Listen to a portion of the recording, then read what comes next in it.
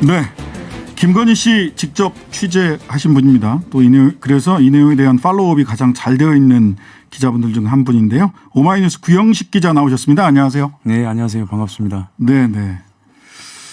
자, 먼저 우리 댓글에도 이거 오마이뉴스가 김 뺀 거 아니야? 뭐 이런 등등의 얘기가 있어요. 이 예고 기사를 낸 이유 먼저 좀 말씀 좀 주시죠.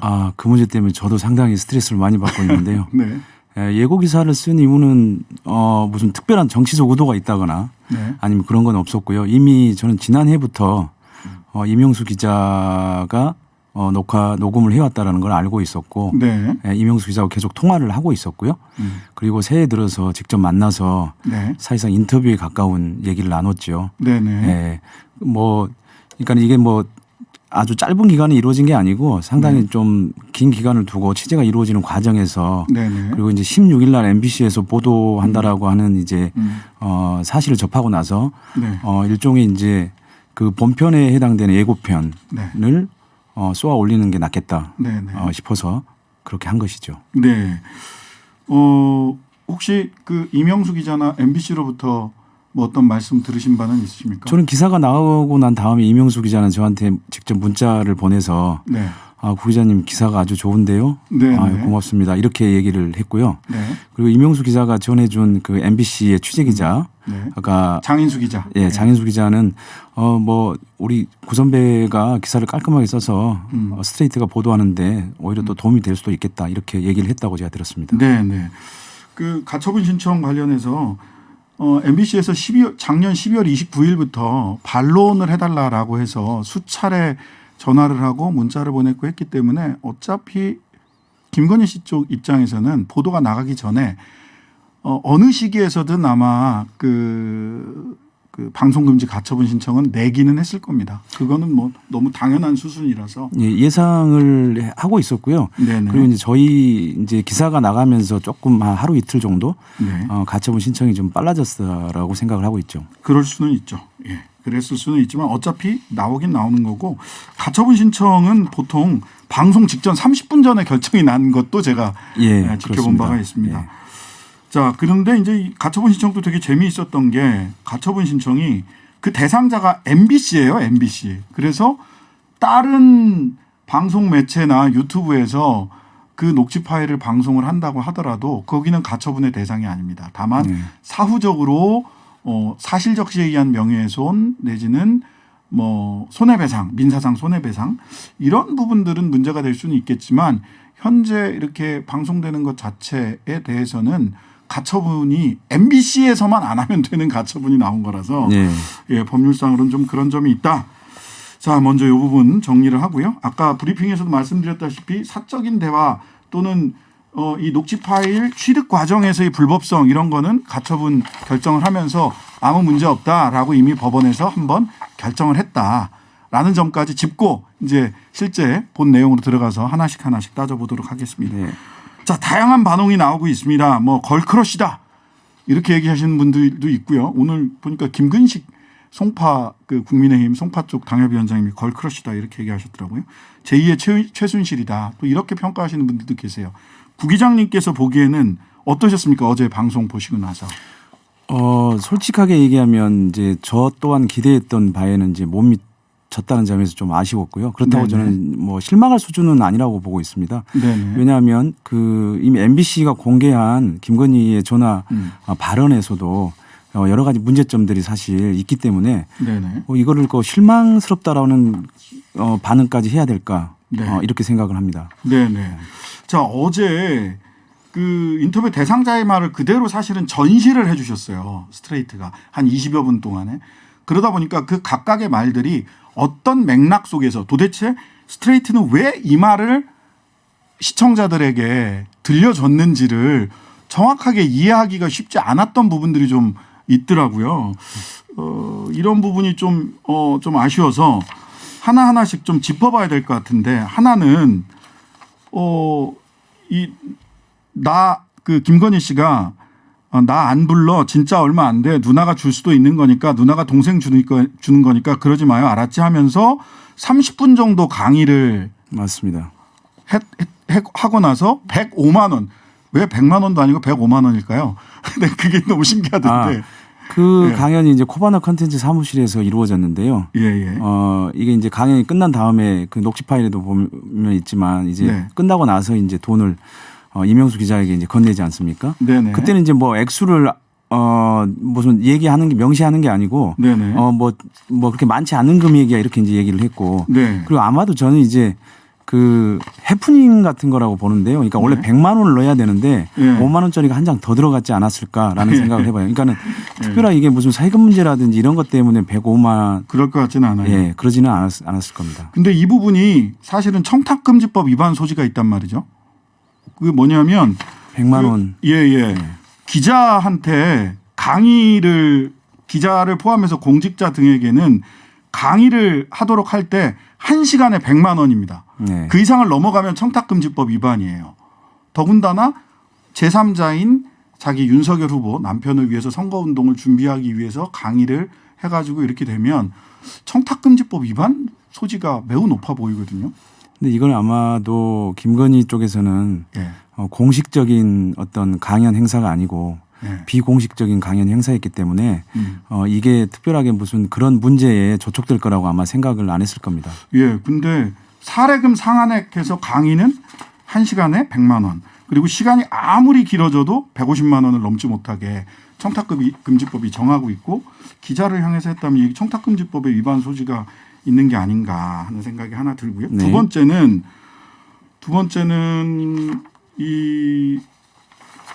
이거 뭐 최강욱 의원도 지적을 했던데 방송신문의 불법 이용 제한 위반 소지가 있는 거 아닌가 하는 이런 부분이 있어요. 이건 목소리 하나 좀 듣고 직접 목소리 하나 듣고 이야기 계속해 보죠.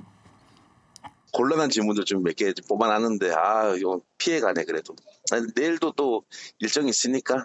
네. 그래 내일 좀 잘하면 한번 해봐봐 우리 동생이. 네?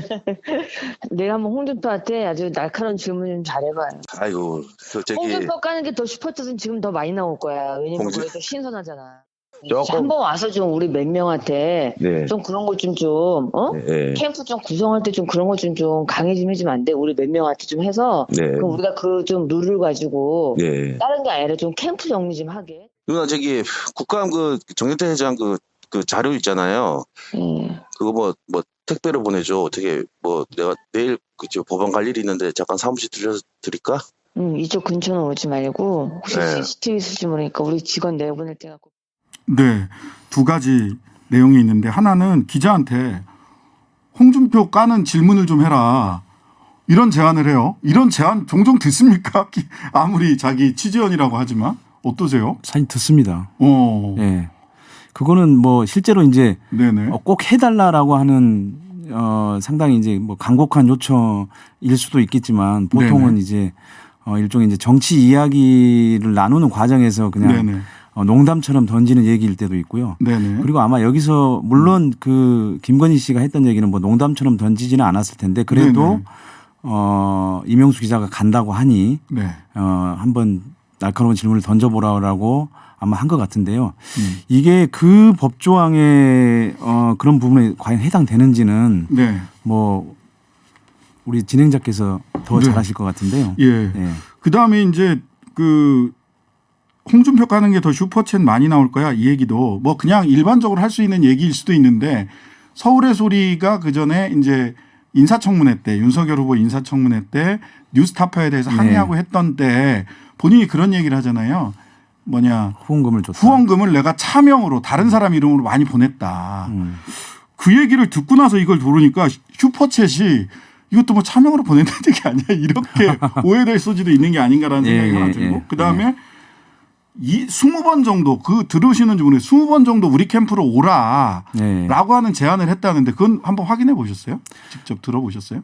그러니까 물론 그러니까 몇몇 발언들을 들었는데요. 네네. 거기서 이제 중요한 게 팀 또는 캠프라는 단어인 거죠. 그렇죠. 이게 이제 김건희의 개인 캠프로 저는 추정을 하고 있는데요. 개인 캠프. 일명 이제 서초동 캠프라고 하는 김건희 캠프인 거죠. 네. 그러니까 윤석열 후보가 공식적으로 꾸리는 캠프하고 다른 이쪽에 이제 개선 조직이 아닌 비선 조직에 있는 네네. 캠프일 가능성이 있다고 보는데요. 네. 그런 점에서 상당히 좀 문제가 있죠. 자, 이게 그냥 그쪽에서는 이게 문제가 될 것 같으니까 내가 서울의 소리를 그만둔다.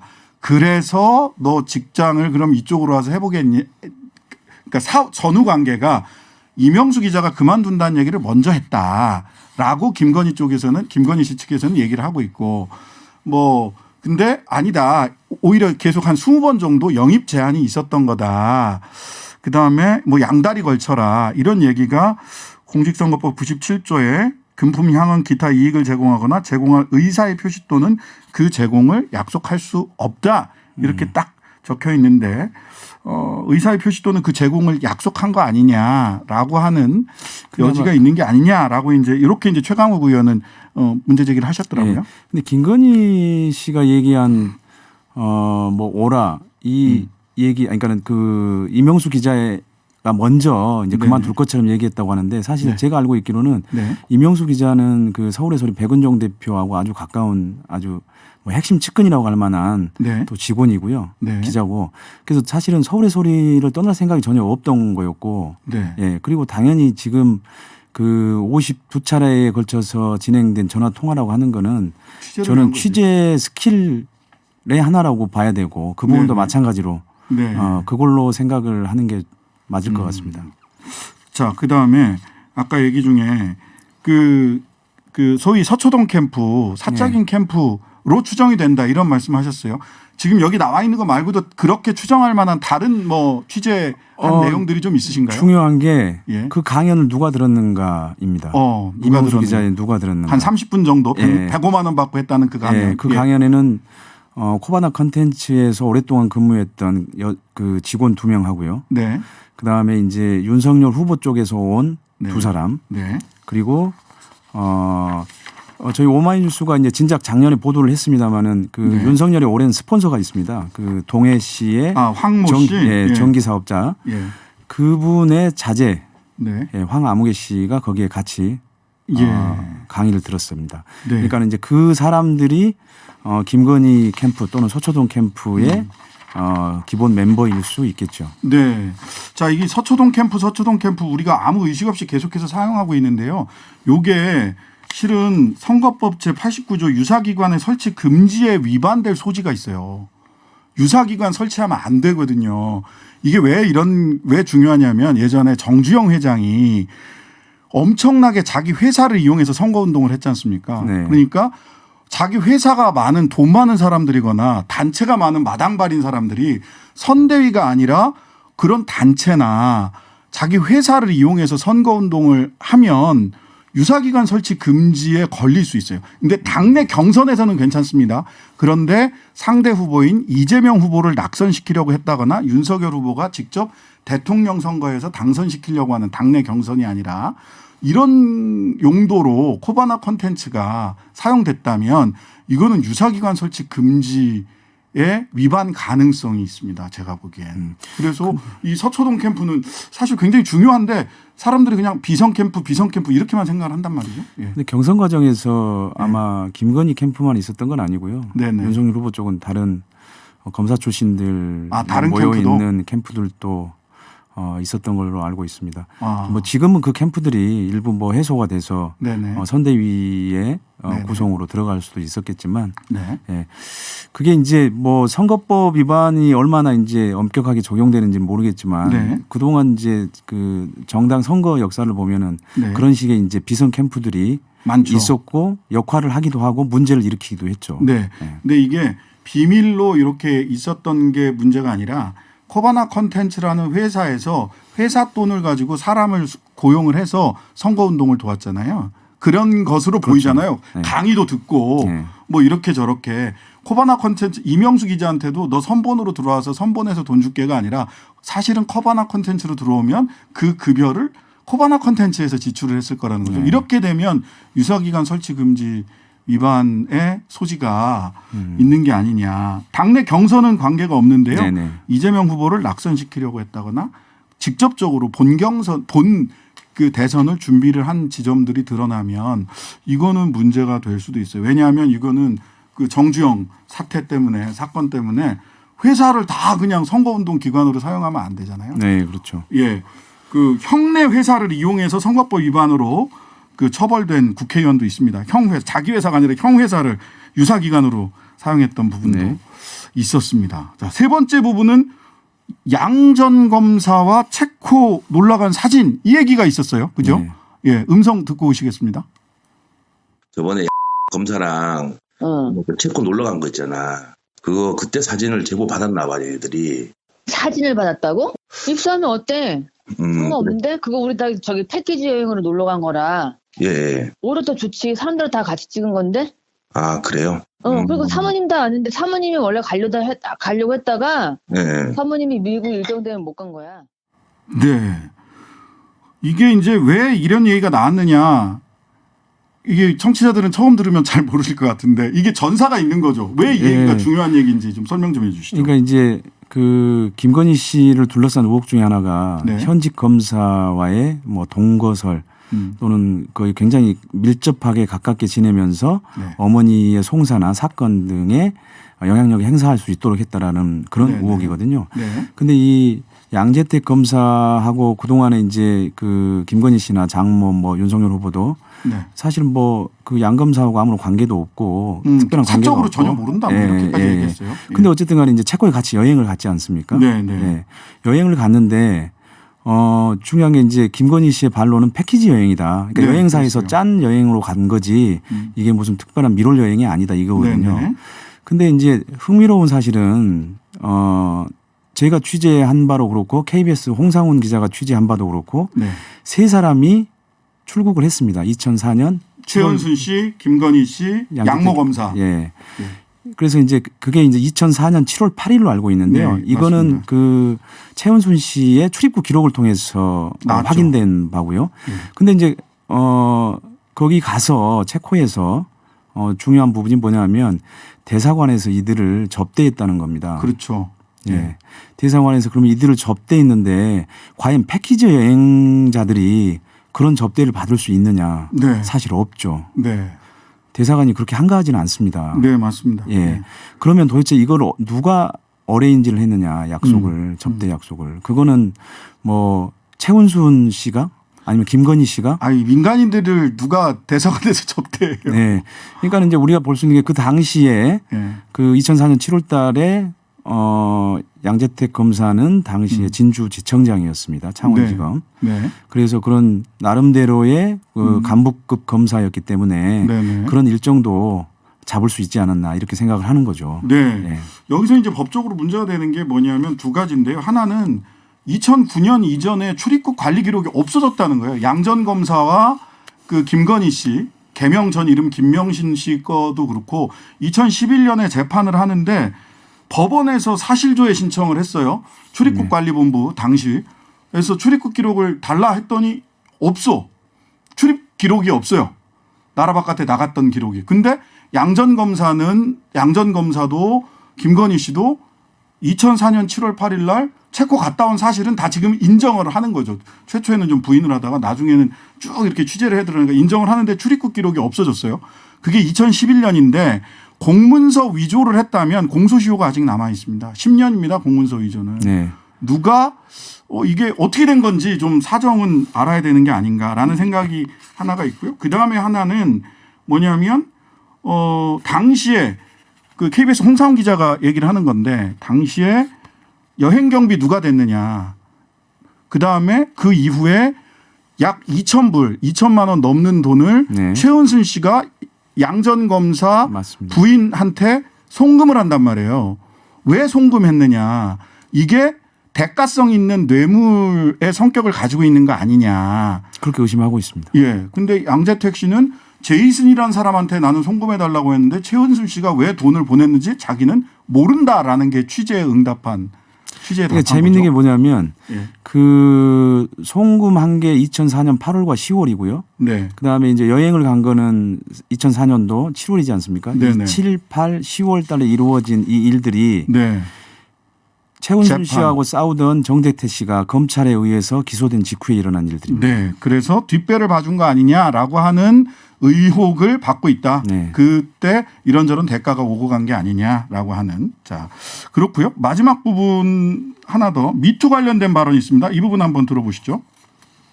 물들은 챙겨주는 건 확실하지. 그렇게 뭐 공짜로 부려먹거나 이런 일은 없지. 내가 봐서는. 네, 그렇죠. 그러니까 미투가 별로 안 터지잖아. 여기는. 그렇지. 미투 터지니까 다 돈 안 챙겨주니까 터지는 거 아니야. 보수는 그런 거는 철저히 보면. 아이, 보수는 돈 주고 해야지. 절대 그러면 안 돼. 나중에 네. 화당해, 화.